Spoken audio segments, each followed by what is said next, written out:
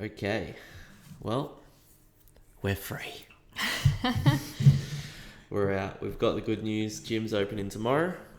We're officially out of lockdown. I can lose my cranky attitude. Get back to normal. Excellent. We asked you guys for some topics and questions this week, and you delivered. We've got 3 really, really good ones, and we're just going to break them down today for you. Dan, you can get started. Oh, do you want me to ask the question? Are we swapping roles? No, I'll ask you. I'll ask you. All right. How to lose fat or gain strength in problem areas. Should you be giving these areas extra attention? Yes, interesting. I think we've briefly touched on this before in terms of like if you want to build muscle in your arms, obviously you need to work your arms more. However, spot reducing is not a thing. So we lose fat over our body as a whole. It's really hard to say, oh, I've got, everyone tends to want to lose around the tummy. And so if they do 100 sit-ups a day, is that going to help them lose that fat around their tummy? The short answer is no. However, there are certain things you can do. So for example, we notice that things like the navel measurement, so holding fat around your tummy, is more to do with nutrition than training. That's a pretty well-known fact. Holding fat everywhere. Yeah, but it is all over your body. And like certain measurements are known to be more hormonal than others. So again, the navel and the chest are more in relation to hormones with the girls. Yeah, and bloating as well. Yeah, so that's not actual groups. Fat. When people think fat, like they just automatically go to either weight or a measurement. And that's why we like to use a combination of both. Just on that as well, like when we say, you lose fat as like in its totality across your body, that doesn't necessarily mean that it's going to be even everywhere all the time. So that can be, like, put it this way. I can't scoop water out of the corner of the pool and hope that it's only going to lose in the corner of the pool. Like the whole pool will go down slightly, but that where you lose fat and where you hold fat is largely down to your genetics. Yeah, I was about to say everyone is so different. Yeah, so my joke to you is often that like I have Mr. Potato Head body, where like I hold all my weight in the middle and then get like leaner in my arms and legs. Whereas other people are really different. They might always be a little bit leaner in the middle, but as soon as they gain weight, it goes to their arms and legs. So it's completely down to the person. And what we've found with people who say they have problem areas, and we're going to break down that term in a minute because I absolutely hate it, but it's usually the last spot they lose and the first spot they gain. Yeah, like that's true. The spots that we're most self-conscious of, and we're all self-conscious of something. Usually it's, to other people it seems wildly ridiculous, but to you it's a big deal. And that's like, I guess that's just part of being human, really. But, it's like the areas that you notice are the areas that I said, like first to gain, last to move. Yeah, for sure. So, problem areas. This is a fake term. This is about as fake as Valentine's Day. It's sort of like a mark.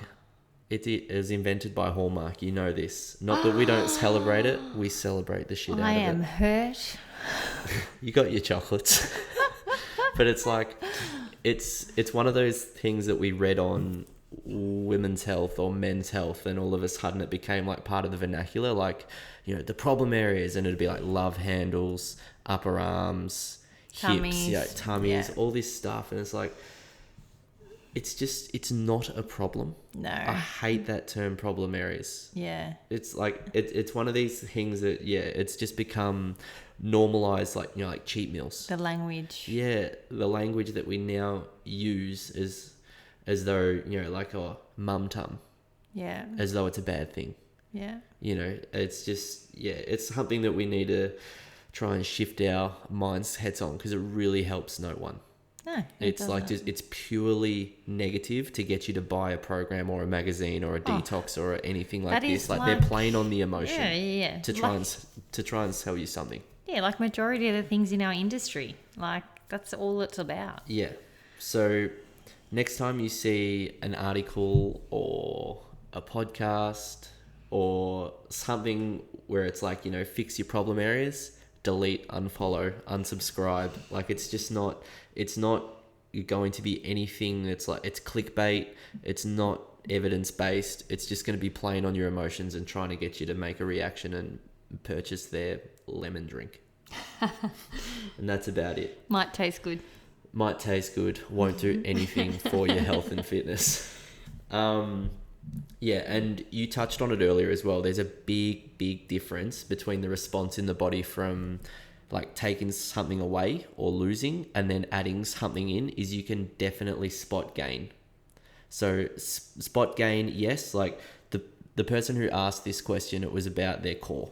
So they wanted to lose fat around the tummy. That's going to come largely down to just staying consistent in the gym and eating well and continuing to improve your nutrition, and other lifestyle factors like sleep is also underrated. But for improving strength, absolutely. You can definitely add in some more, you know, planks at the end of a session, just 3 sets of 30 seconds. Like I think you don't need to throw the baby out with the bath water and just start doing only core. You just need to overload what you're currently doing progressively. So, okay, I'm not doing any added core work at the moment. 3 times a week, I'm just going to do a 30-second plank 3 times straight after the conditioning at the gym. Yep. And you start there. And Will you your just core slowly strength build. improve from doing that? Absolutely. 100%. And after 3 or 4 weeks, those planks will be easy. You just up it to 45. Or you do 4 sets and you just continue to give your body more and more and more, or make the exercise harder. Yes, so you can definitely improve your core strength, but unfortunately the only way to lose fat from your tummy is to just be consistent, and it'll happen eventually. Well said. It's not the answer everyone wants to hear. I'm sorry. Actually, guys, if you have If you have a golden kiwi fruit at 11:11 every Thursday, I'm telling you, that's the secret. our kids love golden kiwis. At 11:11 on a Thursday. All right, next question. Staying motivated whilst injured. Am I a burden to coach? You guys have never made me feel that way, but I always feel like I'm a little bit of extra trouble. Okay, so let's just break it up. Actually, let's answer the second part first, and then we'll come back to the first part. Being the burden? No, yeah. Okay. No, you are never a burden. Just ever. Ever. I was about to say, you know what annoys us more as coaches? When you don't tell us. Someone, that And you then, can I see. tweaked my back because I didn't want to be annoying. I'm like, now you're just being sorry. Cutting me off again. I was about to lose my temper. Yeah, I know. Just sliding right in there. When we can, as coaches, if we can see that someone isn't moving right and they're looking like they've hurt themselves and they haven't said something, that is more frustrating to us. Us as coaches, it's our job to guide you based on your current condition. Yeah. So, like, we want to help you. We want you in our class. And to be honest, quite often, you know, if we've been coaching the same class all day, it's quite refreshing to have to use our brains and I love it. think of something else, think of a different option to give you. So never a burden. And it's especially easy when you guys have been to see someone and they've spoken to us and said, you know, this is Karen and she's got a dodgy hip and, you know, these are the muscles that we're trying to strengthen. That is music to our ears because we can give you stuff that will help accelerate the recovery. Exactly. That's what I was going to say. The only thing that does become frustrating is if we have people that are constantly... 6-month injury and it's like, for the love of God, get it sorted. Yeah, constantly in the gym and they do nothing to... help themselves and progress their current situation. So it really is important about seeking help. So actually finding out what is wrong and how can we fix it. Just taking action. The same as everything. Don't just tread water, start swimming. I'm sorry, guys. He has been very cranky. I'm sure it's going to get better over the next couple of days. I've been short. All right. The other one is a really good one. Staying motivated whilst injured. I've been guilty of this in the past. As soon as I tore my hamstring, all I wanted to do was become a runner. And it's like, part of the human condition is we want what we don't have. It just requires a bit of a shift in mindset, or just taking a step back and reestablishing your goals is all it is. It's as simple as that. So it's like, okay, let's say that my goal to start the year was to do a 5K run, and I've tweaked my Achilles. Running is on the back burner, but that still doesn't mean I can't improve my stabilizing muscles in my hips, get my core stronger, Cardio. Get still on a piece do my of cardio equipment. on my bike. Yeah. Like, it's just an opportunity to bulletproof other areas, and that's what it has to be seen as. And it's still working towards that end goal. That end goal Yeah. still hasn't changed. Like, you can go hard on the bike, like wait till you've recovered and you can hit the pavement again. But there's still so much you can do to improve your running without actually doing the running. If you do it right, you'll come back stronger and be in a better position than you were before you were injured, because it basically just makes you hyper focused. I was about to say, if anything, it makes people stronger and more, yeah, you're right, more focused because... More resilient as well, just Yeah. generally. Yeah, bit of concrete. Yeah. Had to work hard even though things weren't perfect. Yeah. Absolutely. Like, injuries are they're part of life. There's no way anyone who trains will ever get through any substantial amount of time without getting hurt. That's true. It's how you handle it. So if It you is can... literally just part of training. Yeah. So if you can maintain consistency during that time, you come out the other end so much better off. Yeah, And for sure. and like you should be really, especially this person who wrote this question, like your takeaway from this should be that you've got some really good habits now that are getting you through. And if you can train, when you're not as motivated and you're injured and you can still get in there and give it a real good crack, then you're in a really good place. For sure. I think it's natural to be flat once you're injured. Perfectly normal reaction, but it's not a reason to stop. Yeah. Don't dwell on it. Yeah, it's not a reason to stop. It's an opportunity to refocus, and so the same as the question about the core strength. Okay, you've hurt your hamstring, doesn't mean you can't put extra time into your core. Really bring that up, like a targeted 28 month long effort at core strength, or it might be something else. It can be anything, but it has to be a goal that you decide on the same way that you maybe decided on your initial goal before the injury. Because if you're not excited about it, and I say, oh, Danny, this is a great opportunity for you to practice your gymnastics, and you're like, but I hate gymnastics. Well, obviously that's stupid and that's not going to last long. But, oh, Danny, this is a great opportunity for you to practice your push-ups. Oh yeah, that was another goal I had. Well, Yeah. Perfect. So it still has to follow the exact same process that you went through to start that initial goal. Yep. Yeah, hopefully we answered that one all right. Now, next one, personal favourite for this podcast. My personal favourite. Stop stealing my stuff. Right.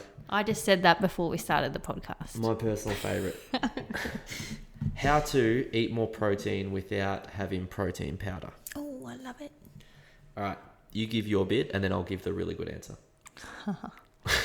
Well, it's funny coming from the person who eats the most processed protein in the house. Me? Yes. Like what? Protein powder. Oh, in my oats. I haven't had Every it this day. week. Haven't had it this week and we've been out. Because we ran. I was about to say, guys, you know why he hasn't had it this week? Because we've run out. Because we ran out. Benny's all about convenience. And Terra Madre's outside our 5 clicks, so I've been doing it right. So we've just been waiting until we can get let out of the house again, and I'll go and get some tomorrow. Right. So me, on the other hand, I actually don't really like processed protein. Just for me personally, I do find that a lot of brands actually upset my tummy.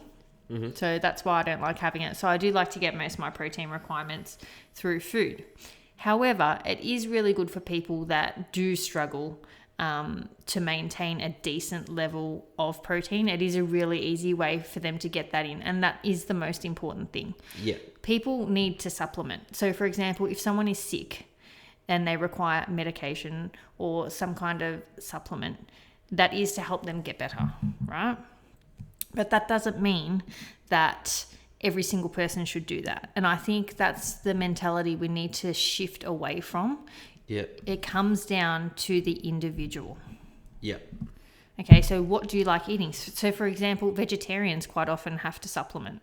Yeah, and it's like the more restricted you are in your food choices, the more likely it is that you're going to have to use a supplement option. Yeah, whereas Yeah. I eat like a wide variety of food. I like a lot of food, and I can get protein from various sources. So, like, I don't struggle to meet my requirement without the need for having a shake. Yeah. However, if I did, then I would look at having a protein shake. You have had shakes every day in the past, though, like smoothies. Yeah. Yeah, and it And can that's be a bit generally- of a cyclical thing. Yeah, and that's generally when my training load is higher. Yeah. So I'm not training as much or to the same intensity given my current condition. Yeah. So I definitely, but then again, as a convenience thing as well, like sometimes if we're really busy, I'll supplement in either a bar or a shake, Yeah. just because we're busy, and I know that the protein will keep me fuller than Yeah. if I had something else. I was just trying to think. I usually have a Blue Dinosaur bar most days, and so I guess I do have a little bit. Fair bit of processed Quality protein. sources, though. Look, Quality It is sources. like, and again, like everything, there is no one bucket. Like you Yeah. always choose the better option. Like we buy good quality protein powder, And and good we quality have protein bars as good well. quality protein bars. So it's not. Maybe we should do an episode on supplements, what to look out for.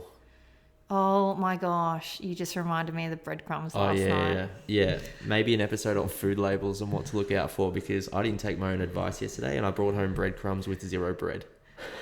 Seriously, I was so upset. I took photos. I'm gonna post it in the group later, guys. It was so stupid. I was like, what was I thinking? I just wasn't thinking. Anyway, so how to eat more protein without protein shakes. So pretty much everything that you said, obviously spot on.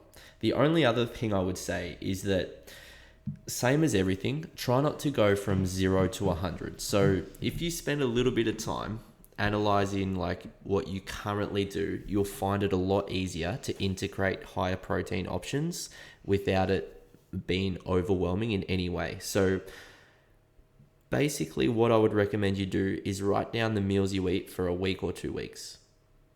Most people tend to cycle through the same stuff. Would you agree? Like even us, we have pasta one night, maybe wraps another night as well, have a barbecue maybe a couple of nights, but like it's pretty consistent week to week. Like our meals don't change. I would say this is especially true for families because kids are maybe not as like versatile with the options as adults would be. It's the adult in our house, but yep. No, it's not. Anyway, so it's like if you say, okay, let's use a pasta example. Pasta we have every Tuesday night. It's not like, oh, okay, pasta isn't a high protein option, so let's cut that off the list. It's like, how can I make this meal a higher protein option? And that would be to choose a leaner mince and to maybe choose like a higher protein pasta. So either a lentil pasta or the smart pasta that we get. But like just a couple of tweaks like that and all of a sudden tick higher protein option. Yeah, makes a difference. Okay, so next option would be we have wraps a lot. Now, I could do, chicken thighs and mission wraps, or I could do MEB pita wraps, which is slightly higher in protein, and I could do chicken breast. Tick, higher protein option. Yeah. So if you went through 3 or 4 of your meals like that, already Just tweak them. Just tweak them slightly, and already your diet is way higher in protein without adding protein powder. Yep. What you might do in the morning, I would say that breakfast is probably the most common one where people may need to supplement a little bit, especially if you have like porridge or oats. a tweak you might make if you have yogurt is to just try and find a higher protein option, or just add a couple of tablespoons into your oats. Yep. Something where you can't necessarily taste it, because then otherwise it can just get disgusting. But it's just little things like that over the course of a week will significantly bump up your daily intake without making drastic changes. Yep. That would be my advice. Agree. Yeah. But I mean, I don't think, and you can verify this as well, and we've spoken about it a bit, it's everyone we've coached in the nutrition course has been low on protein. Yep. And like 100%. way under where they need to be. And every single person has got results straight away from upping their protein, because it helps keeps you fuller, as well as something that not a lot of people know is that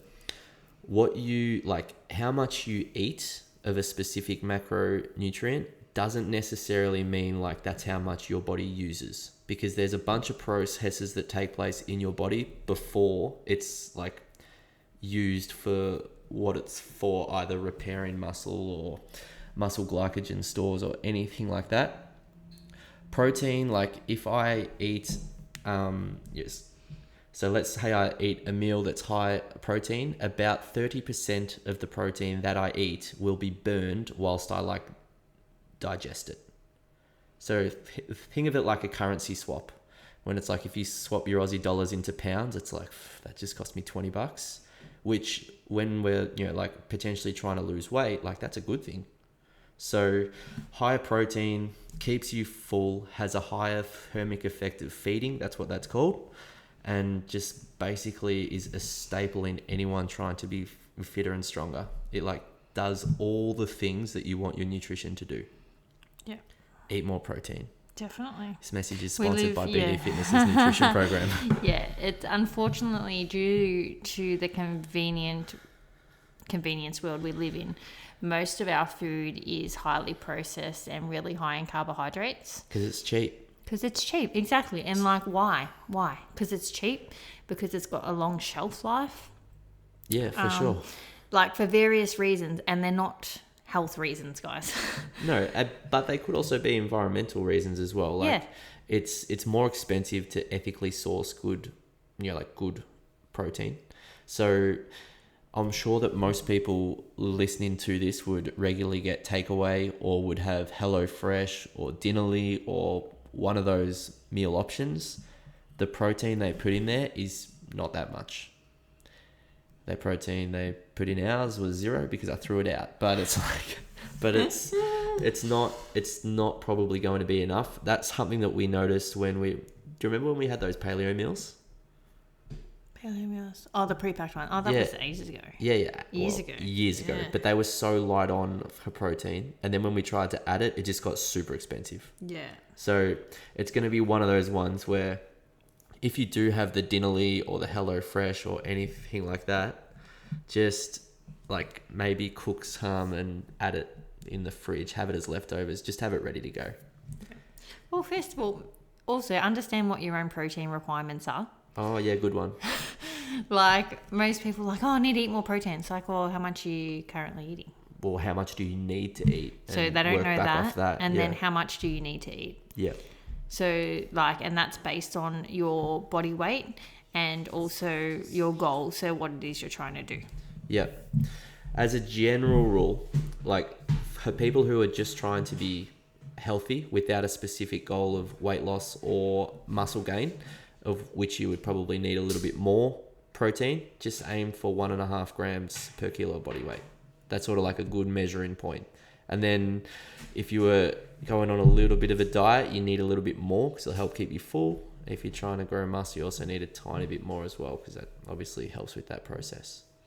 Also, different for boys and girls, but yes, okay, true. Massive generalization there, Ben. But massive generalization, true. But if you're looking for a starting point, it's probably not a bad one. Also, you know what actually surprises me is people think, okay, so chicken is protein. So if I'm eating 100 grams of chicken, I'm getting 100 grams of protein. Oh, you'd be lucky to get 30. Yeah, so that's not the way it works. Of which, just another understanding 30% of it is burned off. Yeah. So just understanding how much protein is actually in your food. So Yeah. that's another point. And where you're getting your information from as well. So a lot of the like, Vic Gov Health or whatever, what they put out, the level of protein that you need is literally so you don't die. So it's like, it's to survive. It's not to thrive. There's a big difference in I need this much to, not have all my hair fall out and walk around like Edward Scissorhands. But it's like, okay, how much do I actually need to thrive as an active adult? Yeah. There's a big, big, big difference. Yeah, definitely. So definitely up your protein, guys. If you're going to do anything to improve your nutrition, that would be the number one starting point. Yeah, well, it has been from our experience so far. Yeah, it makes a big difference. Yeah. Okay, and yeah, we can talk about protein another time, but those are our 3 questions today. Guys, if you ever want us to discuss a topic, just message us, email us anytime you like. We enjoy helping you guys, I guess, with like directly helping you with questions that you have right now, rather than us just, we spoke to this person at the gym about that. That's a good one. Other people will have that question. We want to know exactly what you're struggling with right now so that we can be the best help we possibly can. All right. Have a good afternoon. Last afternoon in lockdown, and we'll see you all tomorrow at the gym. Yay. Bye. Bye.